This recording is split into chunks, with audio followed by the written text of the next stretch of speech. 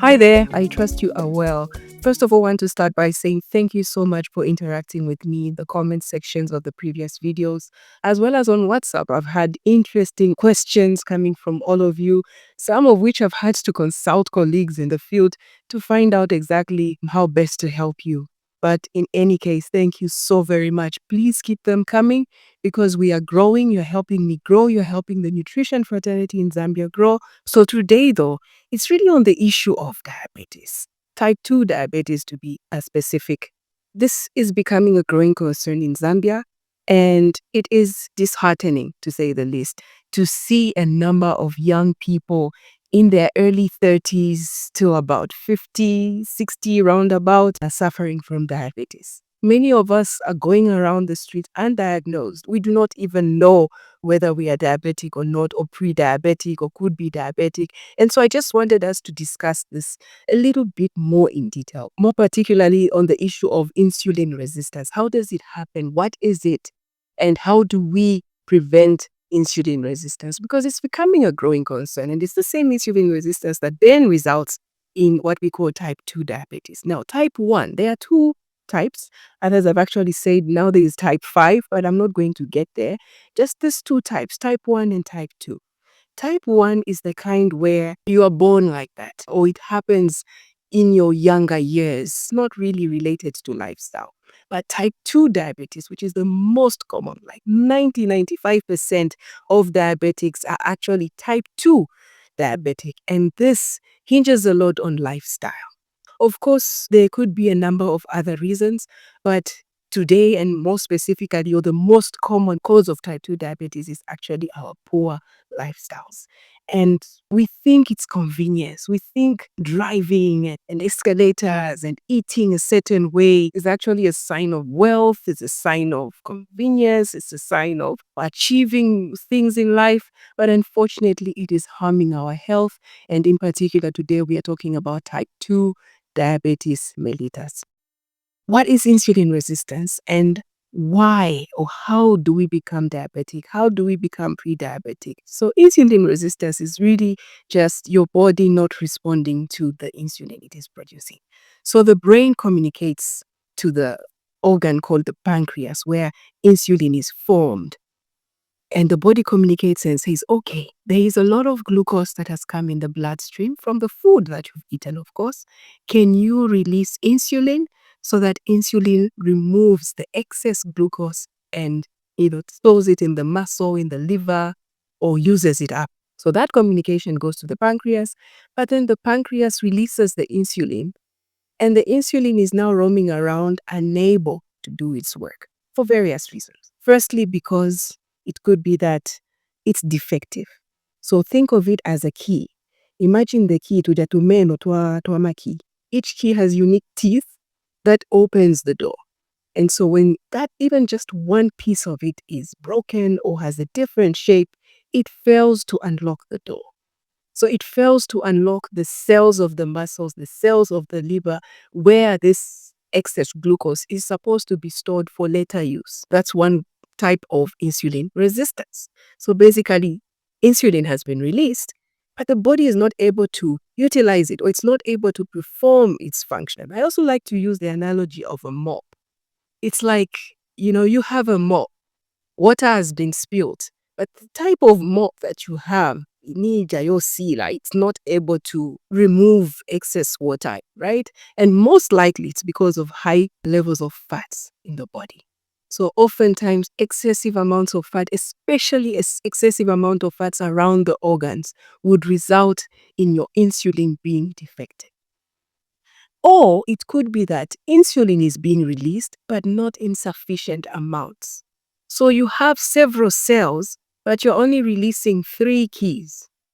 How are those keys supposed to open the doors of the muscles quick enough to allow the excess glucose to be stored away? So it takes longer. So you find that you have eaten a meal, and probably 6 hours down the line, 8 hours down the line, your glucose levels are still very high, as if you just from eating about 10 minutes ago.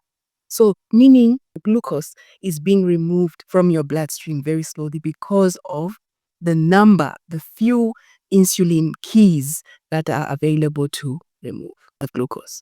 Could also be because of excess fat around the pancreas, because that blocks the release or slows down the functioning of these organs. And not only the pancreas, also the other organs, your heart, your liver, your kidneys. If there is so much fat around them, functioning of those organs also reduces. Another reason, though, is where insulin is working perfectly fine, the numbers being released are perfectly fine, but then when it goes to the muscle says, hey, I already have enough. What are you doing?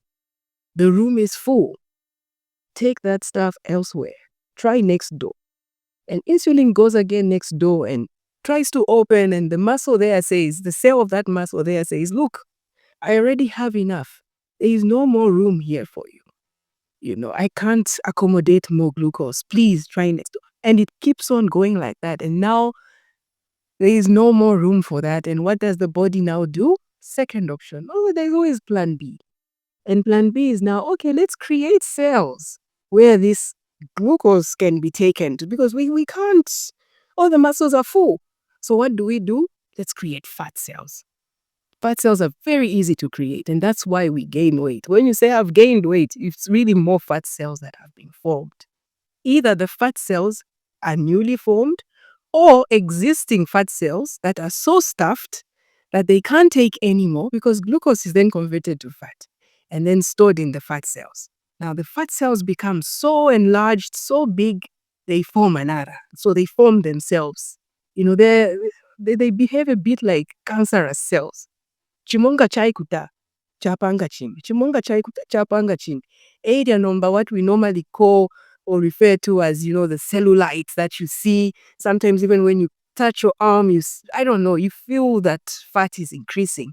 And those that are morbidly obese, you can actually visibly see the excess pocket of fat, either around the thighs.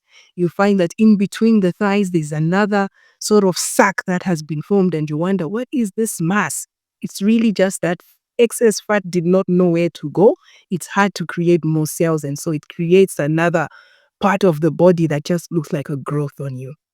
So that is what can result from being insulin resistant. And so one way of knowing that is obviously checking your blood sugar levels, fasting blood sugar levels.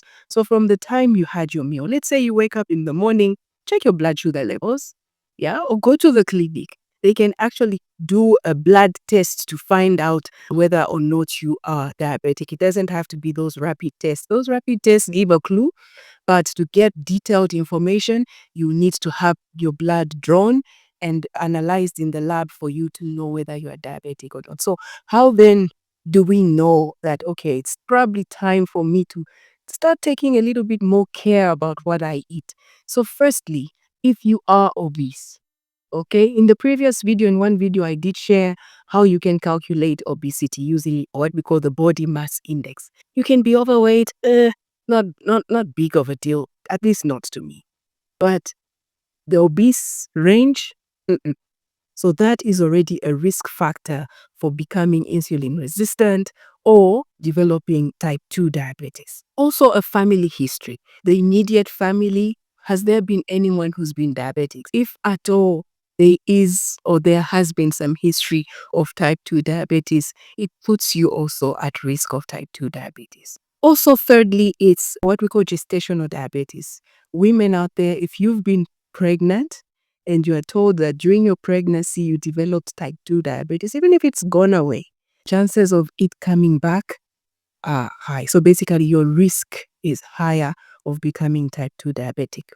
And also, if you've given birth to a child bigger than 4.1 kgs. So women who have given birth to big babies, we're talking 4 kgs, 4.5, 5 kgs.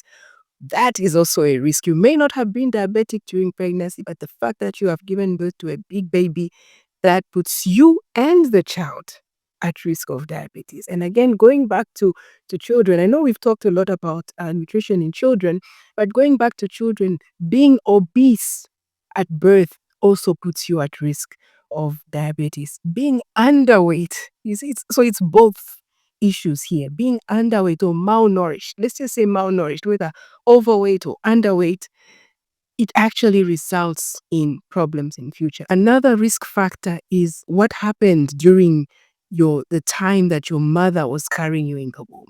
So was your mother healthy enough? Did she have the right nutrients available in her body to sustain that pregnancy?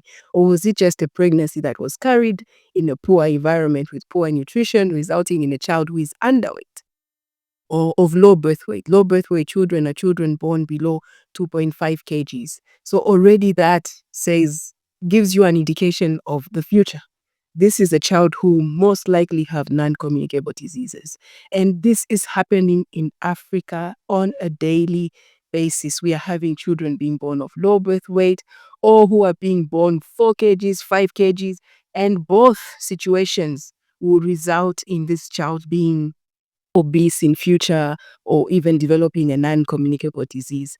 And so that in itself is a risk factor. Another risk factor is your age. How old are you right now? If you are above the age of 40, the risk is higher. But now, honestly speaking, we are even seeing 30-something-year-olds, 20s, people in their 20s are developing type 2 diabetes. And that for me speaks a lot to our lifestyle. Because this age I'm telling you of 40 is what the textbook says. But when was the textbook developed? Probably 2015 roundabout. But now, this is 2025, we are seeing younger and younger people developing this condition. And that to me is a red flag. Another risk factor for becoming insulin resistant and possibly type 2 diabetic is high fat diets. Diets that are high in fat and low in fiber. And so this thing of banting that people are now doing is a huge concern to me. It's like now it's just about weight loss. Everybody is now just obsessed with weight loss, having a small waist and big bums and whatever, all these things that people are doing and diets that people are selling. It is a big concern. And so one thing you need to remember with nutrition, we make it complicated. It is not. And by we, I mean even we nutritionists make it complicated for ourselves, because I feel nutritionists out there, we want a name for ourselves. We want Belinda wants to come up with a diet that only she knows or she created. And so I come and say, no, start banting. And they call it now the Belinda diet or whatever you want to call it. So that I make a name for myself, I make some money for myself.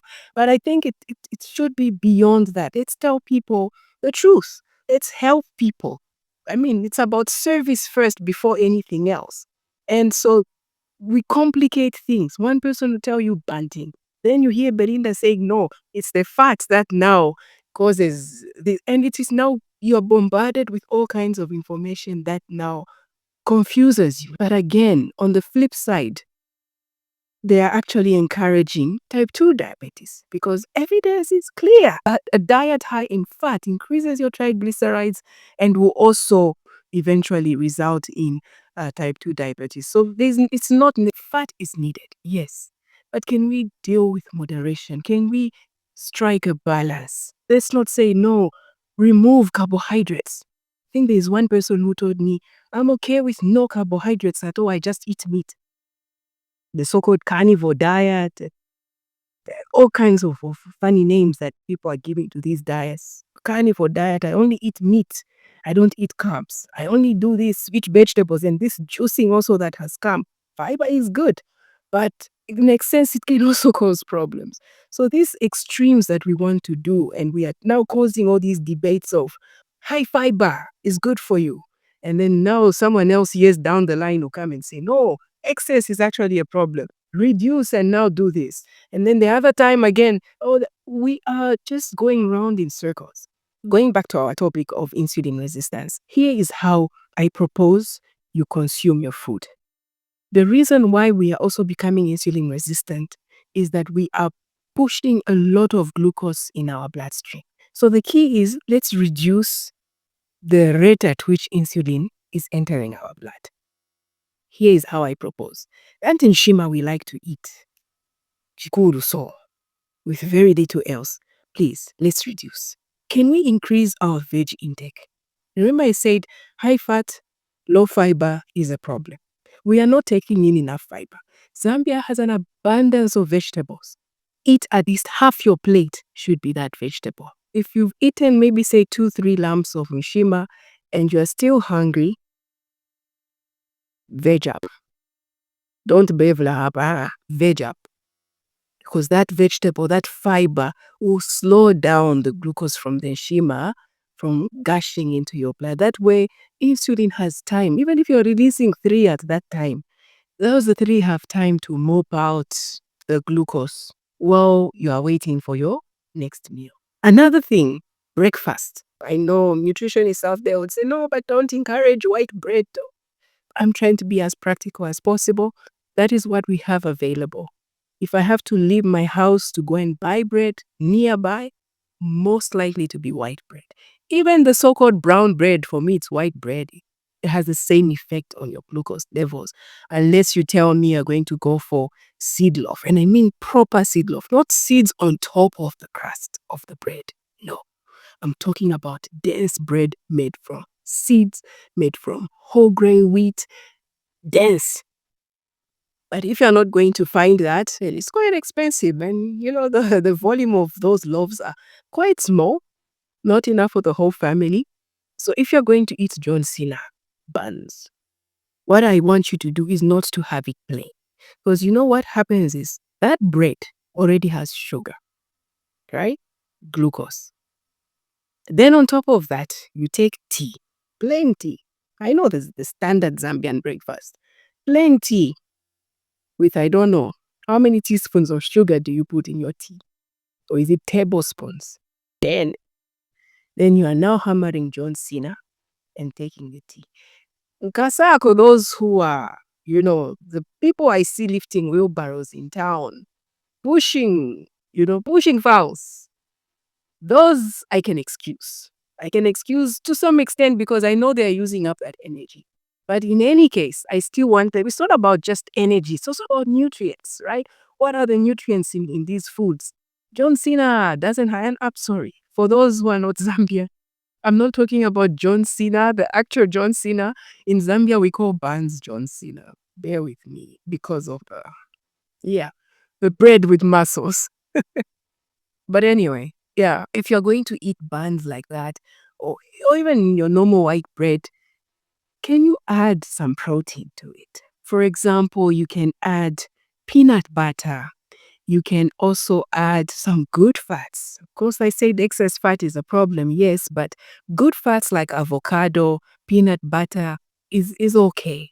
Instead of having it plain, add an egg, preferably boiled or poached. If you have to fry it in very little oil, you find that you even eat less.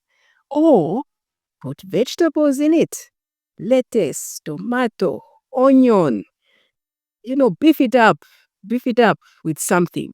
I just don't want you having it plain. So when we talk of having a balanced diet, it's really that. The combination of these foods. Because if I have to start talking about, no, this food has a high glycemic index, this one is, and I know a number of you, several people have asked me, what can I eat? I'm diabetic. And I'm usually skeptical with saying, eat these fruits and not these fruits. Or for fruits, I think it's easier. But for example, starches, don't eat refined whatever. But the whole idea is that the combination of the food is what makes the GI. So if I tell you the single foods, quite all right, it's good to know, especially for us who plan these diets, it's good to know. But for you who is eating food in combination, it becomes a challenge because we don't eat food one. You're not going to take cooking oil, wabika mkanwairo, wasenda to veggie, wabika mkanwairo. It's cooked together, tomato, onion, mubike ponemba lala kusashira. So that in itself alters the GI and also an exercise. We were created to move. These bodies were not meant to just be seated. Our CEOs, you drive to your offices at 6 a.m., you stay there until 6 p.m., get some sun. Vitamin D is also important actually in controlling type 2 diabetes. Get some sun. Health-seeking behavior is also important. So let's not just learn and sit at home. Let's also Go to the nearest health facility, get more information. I'm giving you this information from a dietary perspective, but there could also be more information that you can get from a medical perspective. And already for me, if you start to see, for example, tingling sensation in your extremities, right? Your fingertips, your toes, your eyes, also vision, blurry vision, weight loss that is unexplainable. You're eating well, but you're just losing weight. You're not on any diet or anything. You're not even planning to lose weight, but you're losing weight and losing weight rapidly. All those are signs that, hey, you could be at risk, or it could be diabetes trying to kick in. And so it's important that you nip it in the bud as soon as possible. And so also, this is something that I don't hear a lot of people talk about. The neck.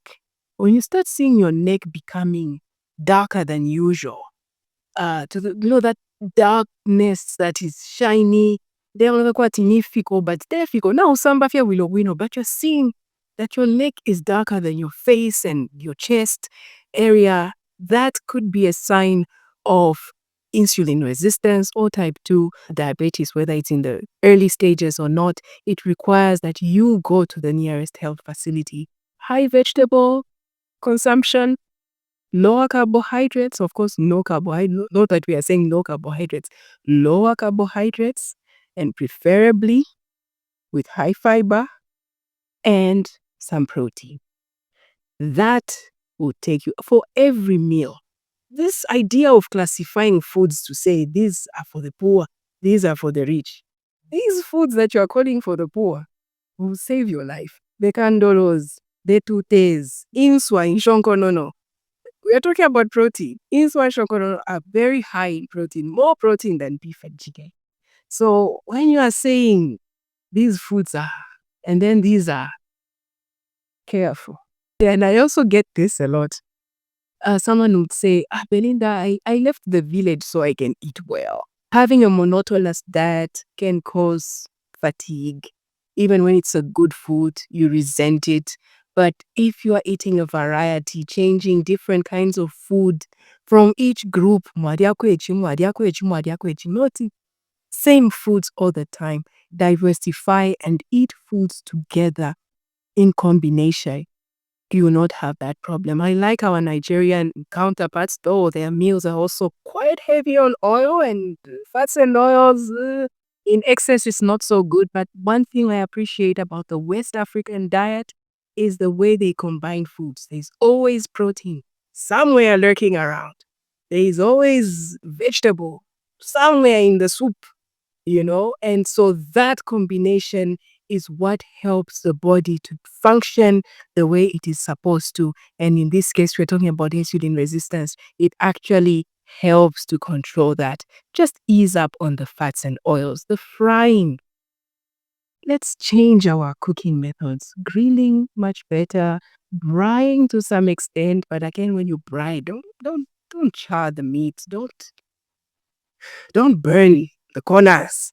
Let it just cook right. It doesn't have to have burned pieces around for you to know that it's now cooked. Those burnt pieces can cause cancer. And so, yeah, that's about it for today. I hope you learned a thing or two about insulin resistance and how we can reduce the risk of becoming type 2 diabetic, which is becoming a growing problem on the continent of Africa. Let's help each other to curb this problem so that we have a healthy continent that will grow, also ensure that the next generation is healthy. So until next time, keep well.